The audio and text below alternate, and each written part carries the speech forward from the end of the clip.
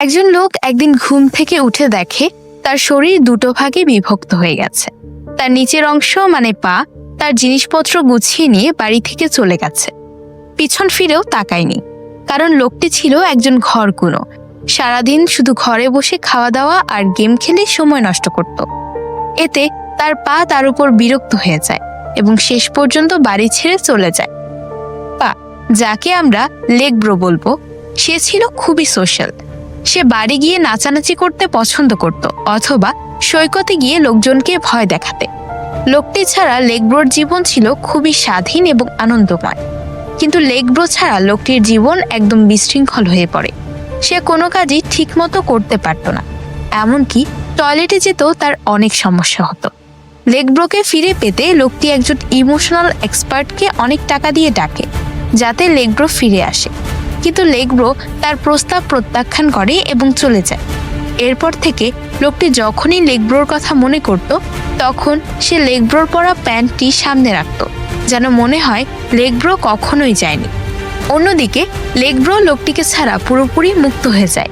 সে বারে গিয়ে মেয়েদের সাথে নাচতে শুরু করে এবং তার অসাধারণ নাচের দক্ষতায় দ্রুতই একটি মেয়ের হৃদয় জয় করে।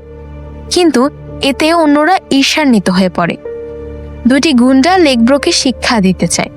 যখন লেগ ব্রো সেই মেয়ের সাথে ডেটে ব্যস্ত ছিল, তখন গুন্ডারা সুযোগ পেয়ে লেগ ব্রোকে অপমান করে এবং তাকে হাফম্যান বলে ডাকে। তারা মেয়েটিকে জিজ্ঞেস করে যে সে কিভাবে লেগ ব্রোর সাথে থাকতে পারে। মেয়েটি লজ্জায় লেগ ব্রোর সাথে তার কোনো সম্পর্ক নেই বলে অস্বীকার করে। এতে লেগ ব্রোর হৃদয় ভেঙে যায় এবং সে দুঃখিত হয়।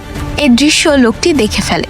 লেগ ব্রোকে ফিরে পেতে লোকটি তার পুরনো খারাপ অভ্যাসগুলি ত্যাগ করার সিদ্ধান্ত নেয়।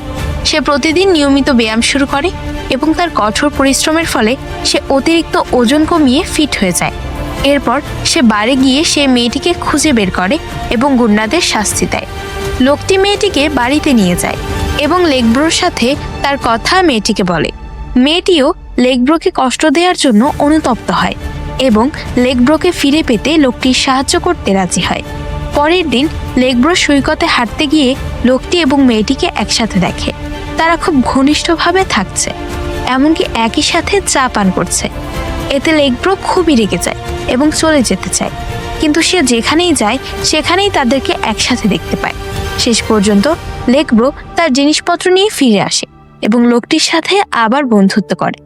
গল্পের শেষে লোকটি এবং মেয়েটি একসাথে হয়ে যায় এবং লেগ ব্রো সুখী জীবনযাপন করতে থাকে।